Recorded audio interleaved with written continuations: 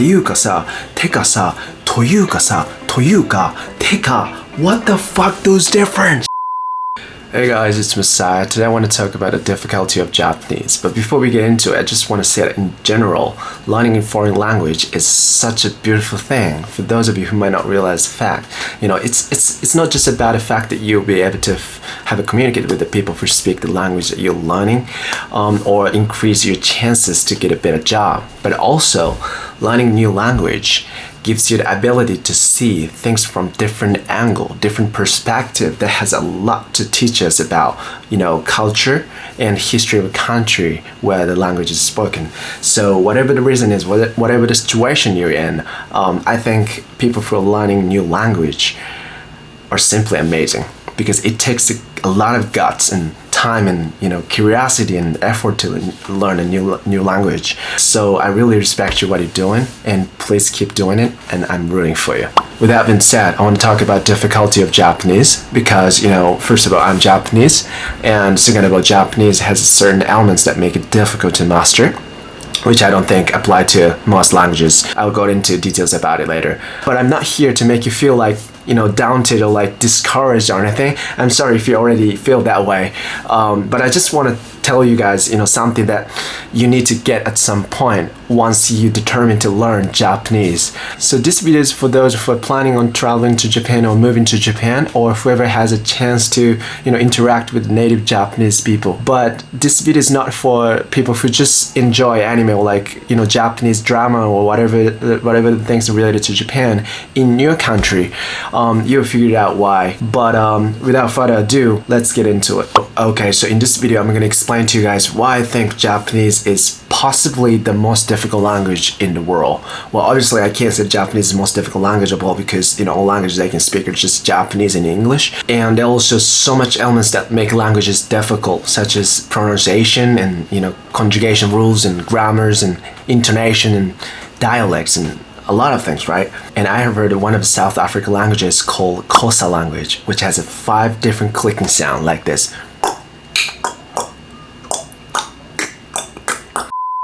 I'm terrible at it, but like this.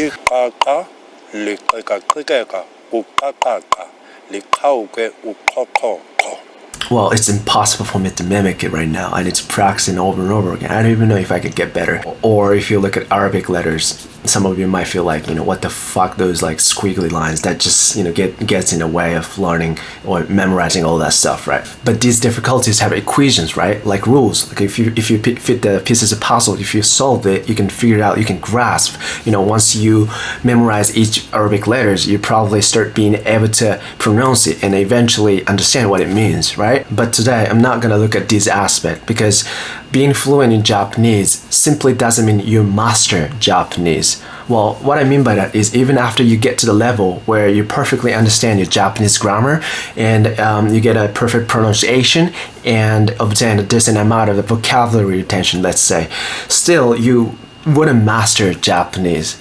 As long as you understand the Japanese society and culture and the concept of country of humility and concept of read air and social hierarchy and stuff like that. Well, these things that seem irrelevant to language study are actually intimately involved with the Japanese study. Well, I know it's really difficult for those whose mother languages are not Japanese to grasp what I'm describing right now, but let me focus on 2 main reasons why I think Japanese is difficult to master from my point of view, okay? So first one, there are multiple choices of phrases that have an exact same meaning, and you have to choose the right one, like based off of your understanding of Japanese culture and social hierarchy. Well, here's a quiz. I'm going to give you 3 Japanese phrases that have an exact same meaning, and then I'll give you an example of conversation. So think of which one of the phrases would be correct and which one of the phrases would be fitting in that conversation. Okay, are you ready?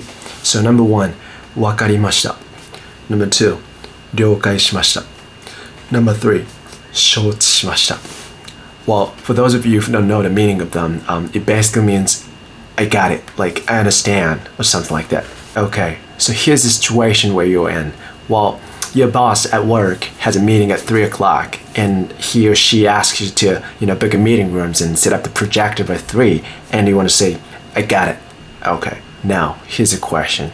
which one would you use? Which one do you think would be correct? Once again, わかりました。了解しました。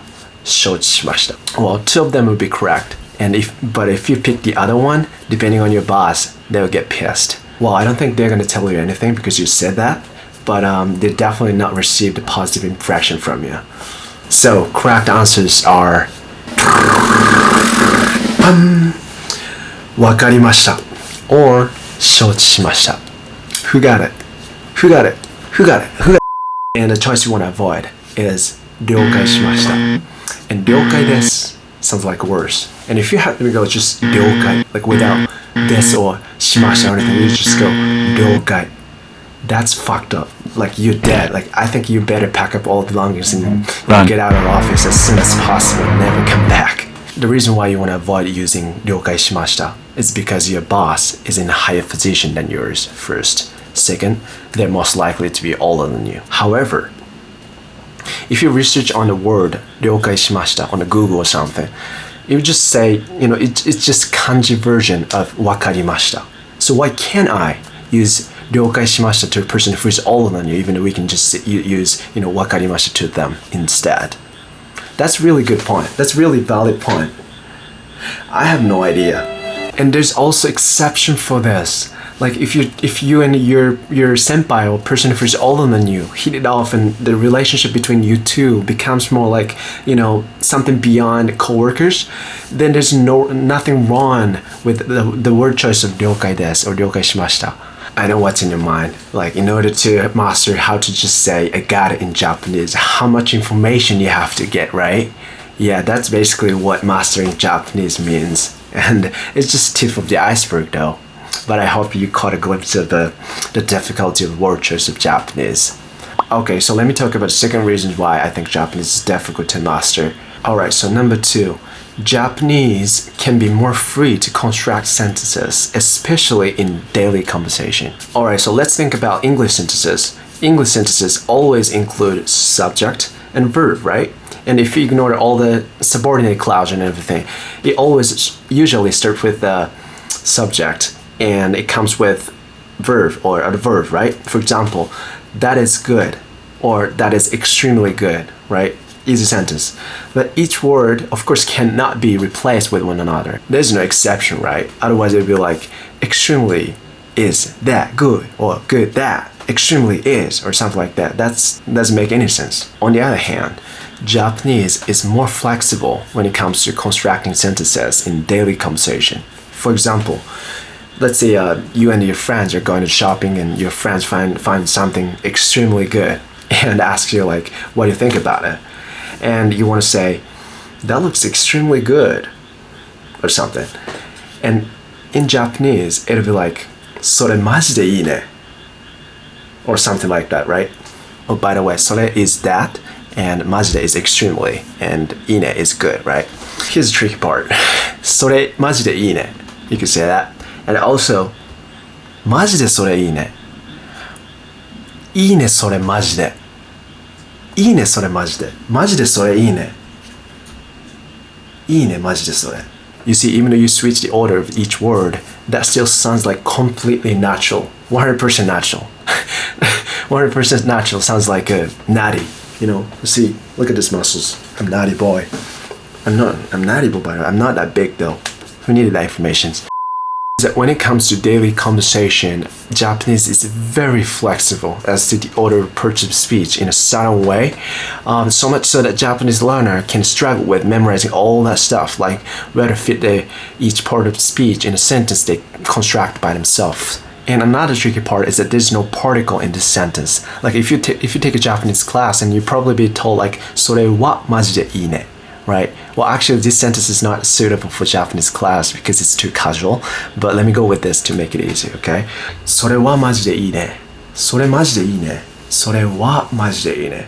Well, once you come to Japan and make a lot of Japanese friends, and you will find out the fact that no one actually says それはマジでいいね, to be honest. Well, for native Japanese speakers like myself who grasp these nuances as that is what it is, it's very easy to speak Japanese.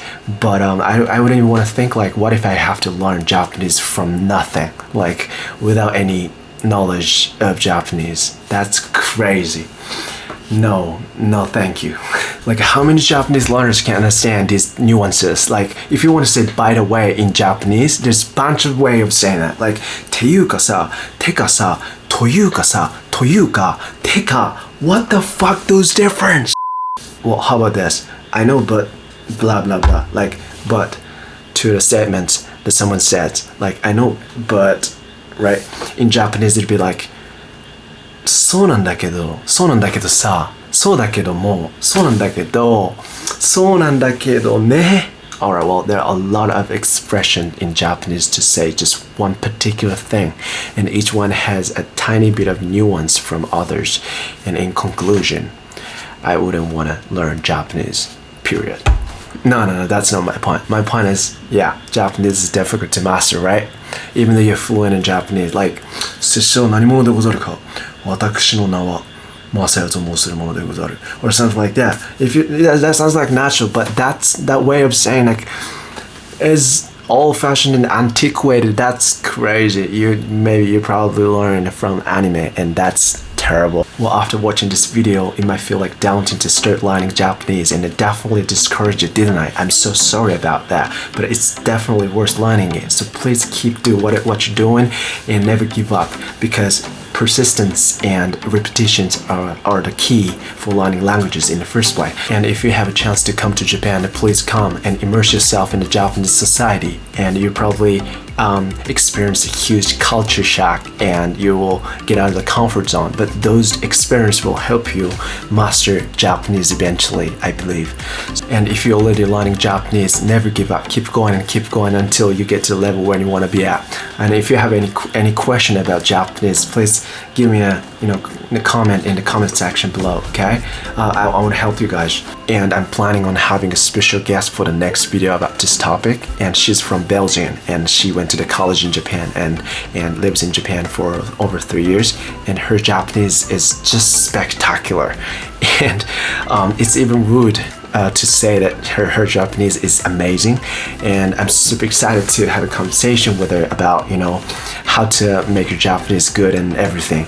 So please be looking forward to that. And alright, anyway, thank you so much for watching this video until the end. If you liked this video, give me a thumbs up, and if you didn't like it or you feel like daunted or discouraged, still give me a thumbs up.